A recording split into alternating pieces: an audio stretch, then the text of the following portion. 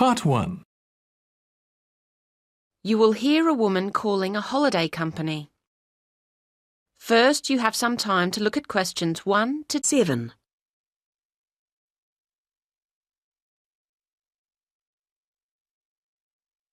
You should answer the questions as you listen, because you will not hear the recording a second time. Listen carefully to the conversation and answer questions 1 to 7. Good Times Holidays, John speaking. How may I help you? Oh, hello. I'm calling to complain about a holiday we've just had. Oh dear, I'm sorry to hear about that. Yes, we're very disappointed. What I need to do is to take some information from you so that I can look up the relevant files and then we can discuss the specific problems. Would that be all right with you? Yes, I hope it doesn't take too long. Oh no, let me just get a form ready. First, the name, please, of the person who booked the holiday. Well, our surname's Sharp, S-H. Like a knife? Yes, but with an E on the end. And a first name? I'm Alice, but I think it was my husband who actually booked the trip. His name's Andrew. Fine.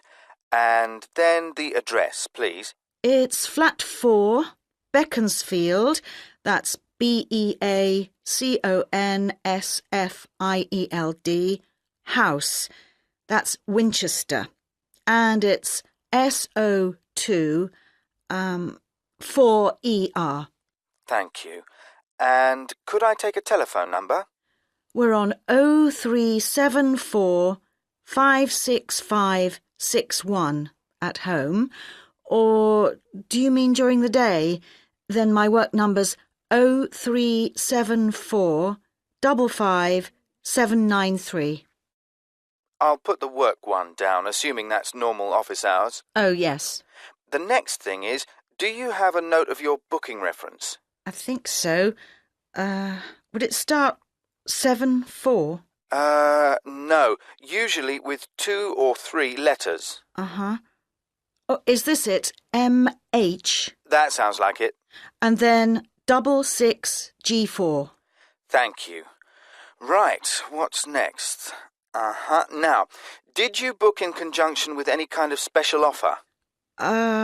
Or did you book directly with us? Or maybe through a scheme your employer's part of? Oh, OK. No, I think... Yes, we were using an offer from a credit card company.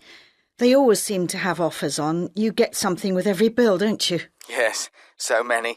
Fine. And now, insurance. Did you have an insurance policy that came with your booking? Well, no. I mean, it came under our Gold Star policy, so we didn't need extra. No, that's fine. It's just a check. All right, nearly there. Now, what type of holiday was it? Well, not very... No, OK. It was called a midwinter break in the brochure. Thank you. Before you hear the rest of the conversation, you have some time to look at questions 8 to 10.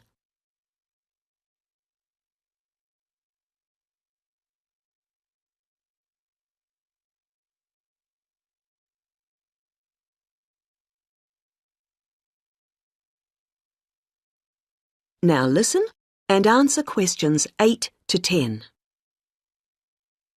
And when was the holiday? We just got back on January the 21st, and we started on the 16th. Fine. Right, I'm sorry about all that. No, I understand. So, what was the problem you encountered?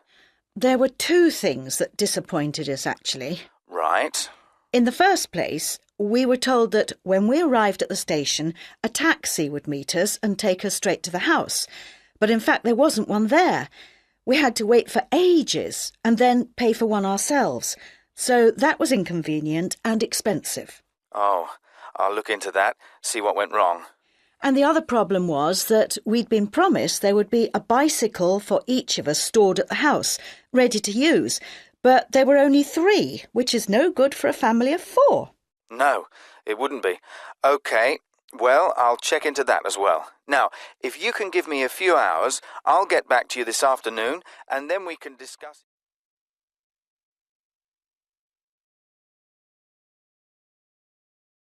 That is the end of Part 1. You now have 1 minute to check your answers to Part 1.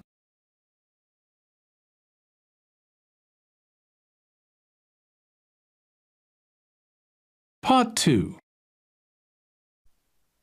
You will hear a student housing officer giving a talk to a group of university students concerning dormitory renovations. First, you have some time to look at questions 11 to 15.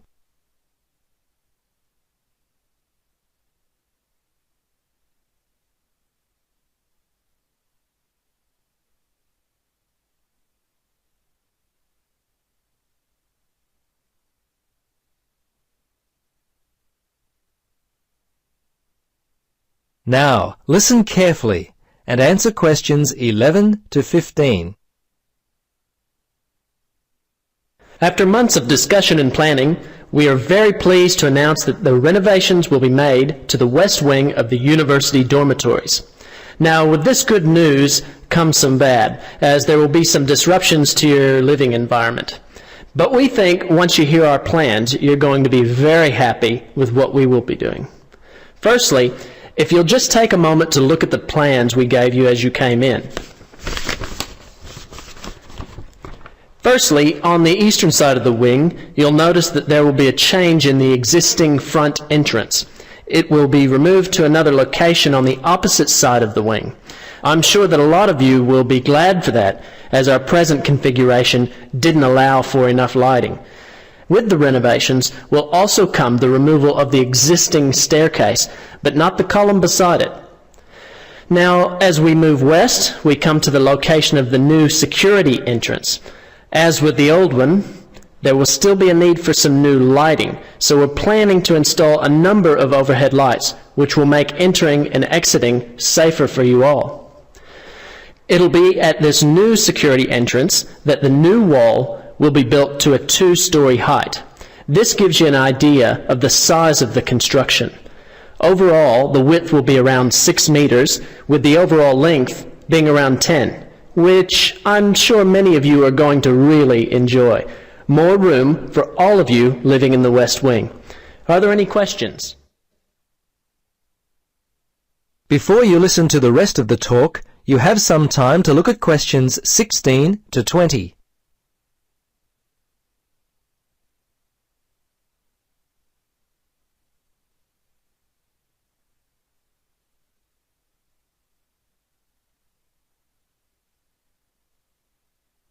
Now, listen carefully and answer questions 16 to 20. Now, as I mentioned, there will be some issues we will have to overcome regarding the renovations. The first will be relocating some of you to new dormitories. 30 students will be moving for a total of 6 weeks. Now, of those who will be moving, you will be distributed to 3 other temporary locations, the north, south, and east dorm wings. 10 students will be relocated to each wing. This means that some of you are going to need to get packing. Don't worry about your new location. We're doing all we can to make your new temporary dorms as comfortable as possible.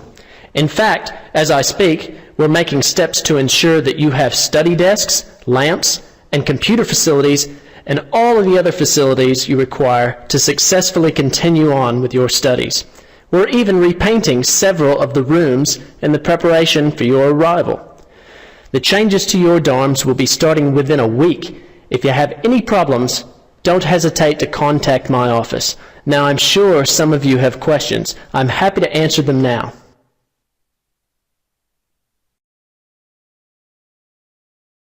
That is the end of Part 2. You now have 30 seconds to check your answers to Part 2. Part 3.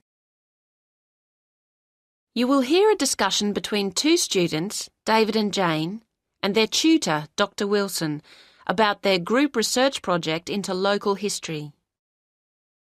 First, you have some time to look at questions 21 to 26.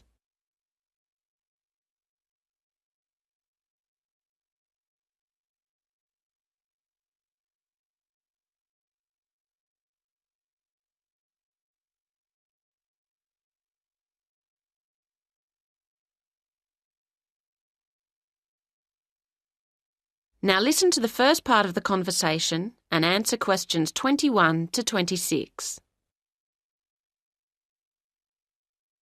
Hello, David, Jane. Hello. Hi. So, how's the local history project going? Are you making good progress? Yes and no. Oh? Well, we anticipated problems of various kinds. None of the group has much experience of collaborating on projects. But we spent some time discussing how to go about it and thrashed out what seemed a useful approach. But it seems that Jane and I are the only ones actually following the plan. That's meant that the whole project has been lacking coordination, and so we've fallen behind our schedule. I see. That's tricky. Yes, it is. We felt that the targets had been defined, so we'd all know what to deal with. But looking back, we probably should have really specified individual responsibilities. As it is, we only have a loose sense of what should be done by who. Well, this is quite a common problem, actually. I take it that you've had enough group meetings, so you're looking for an effective solution. If you go to the resource center, I think you'd find the advice service they provide there helpful at this point. Thanks. We'll go there later. On a specific note, I think we've got carried away with recruiting people to interview at the expense of building up the reference section, which I don't think is going to be solid enough. Do you think that'll be a major problem? I'd have to see how much is there to be sure. But, well, you'll have to be pragmatic at this point, I think. What you'd better do is ensure your methodology is really strong, so at least you can't be faulted on that front. Then, if people challenge your results, at least you've carefully reported how you reach them. Do you see what I mean? Yes. So? Yes, I think one resource in relation to that we haven't exploited as fully as we might is the internet. I've taken a lot of journals off the library shelves to go through, but actually there are websites where you can call up lists of approaches or data sets really quickly. I think that's a good idea, yes. Now you have some time to look at questions 27 to 30.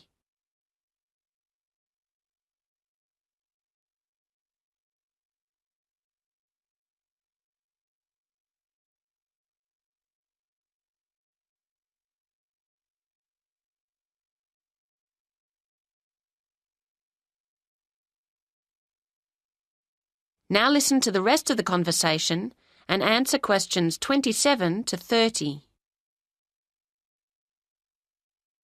Now, let's think about the field trip and at least make sure that goes as well as possible. You're going to Cambridge on the 22nd. The Monday, yes. It's quite soon now. And in the morning, you'll be traveling and then getting settled into the hotel. Uh-huh. But you need to get down to work after lunch, of course. Now, I've arranged for you to have a look at some useful visual material, especially photographs and old magazines and newspapers, which is included in an exhibition at the library in the university. That sounds like a good starting point. There's quite a lot on show, so that'll occupy most of the afternoon. Then the following morning, I want you to go and talk to someone in the city library. His name's Jarvis Gregson. He works in the education section there, and he's an expert on the area's history. Don't, of course, forget to take a tape recorder with you, so that you can record what he tells you. And to have our questions ready. Indeed.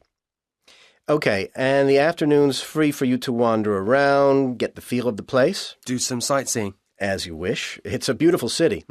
But it's back to work on Wednesday morning. Concentrate on the central area and walk around methodically. You'll have the plans I'm getting ready for you from different periods, and your task is to compare those with the makeup of the city today. Make notes on how different kinds of shops and businesses have grown up, what's gone, and so on. I hope the weather's good. Yes, and in the afternoon, I want you to think about producing your own records, along the lines of the ones in the city library's archives. The history of the castle is very important to the city's development, so use a camera to get some pictures that reflect that, if you can, showing it in relation to the buildings and spaces around it. We'll try. And when do we travel back? That's up to you. You can either decide to... That is the end of Part 3. You now have 30 seconds to check your answers to Part 3.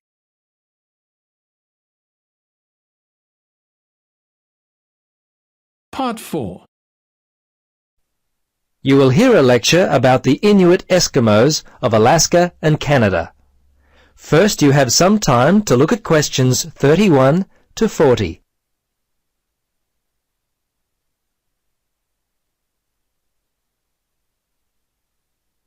Now listen and answer questions 31 to 40. Good afternoon. In our lecture today, we will continue our study of people who inhabit the northernmost regions of the world. Our focus will be on the native inhabitants of Alaska and Canada, the Inuit Eskimos. They have been called the native inhabitants, as the Inuit were the people who had most recently migrated across the gap between Alaska and Siberia. Distinctly Asian in origin, the Inuit, which is literally translated the people in their native language, developed their civilization in what is now the Bering Sea region about 1,000 years ago. Their culture spread eastward and is called the Thule culture, after the place in northern Greenland where archaeologists first discovered it. The first Europeans to meet Inuit people were Norse settlers in what is now northern Newfoundland, Canada. These settlers lived there for a short time around 1000 AD. Approximately 500 years later, beginning in the 1500s, European whalers, fishing crews, and explorers met many Inuit along the coast of Labrador. Russians and other Europeans first met Alaskan Inuit in the 1700s. 100 years later, in the mid-1800s, whalers began to hunt in the Arctic. Some Inuit were employed by whalers and traded with them during that time. Perhaps one of the most interesting aspects of the Inuit is how they were able to survive and grow in such a harsh Arctic environment. Firstly, and not surprisingly, their homes were well adapted to the freezing conditions. They lived in predominantly two types of housing that would keep them warm. In the cold summer, they would live in tents that were made from the skin of the animals they had hunted for food, and they also traveled in boats. These were called umiaks by the natives. In the winter, they would live in houses made of sod, and when on hunting trips, they would commute by dog sled and build temporary houses made from ice. These igloos, which is the Inuit word for house, were uniquely made with a sharp blade carved out of walrus tusk. They would cut large blocks of hard-packed snow, about 3 meters wide, out of the ground. The blocks would then be used to build a 6-meter dome over a wide, shallow hole. Within 1 or 2 hours, an igloo up to 10 meters in length could be built. It was weatherproof and large enough to house an entire family.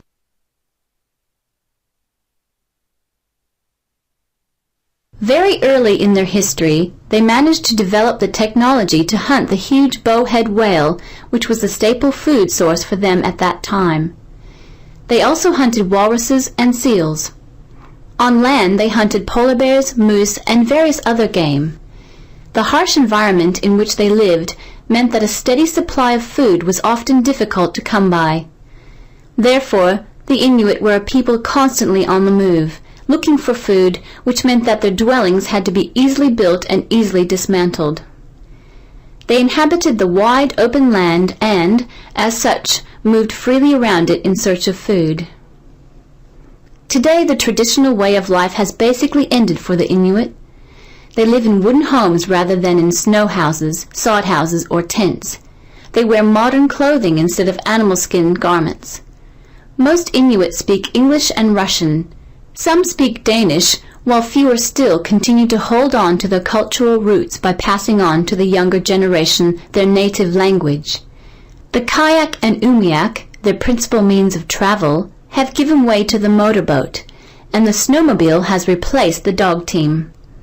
The combined percentage of the Inuit population in Alaska and Canada stands at 63%. the latter being 29% and the former around 34%. Some Alaskan Inuit live in towns and cities, but the majority live in small settlements and hunt and fish for most of their food. Most of those in Canada live in towns in housing provided by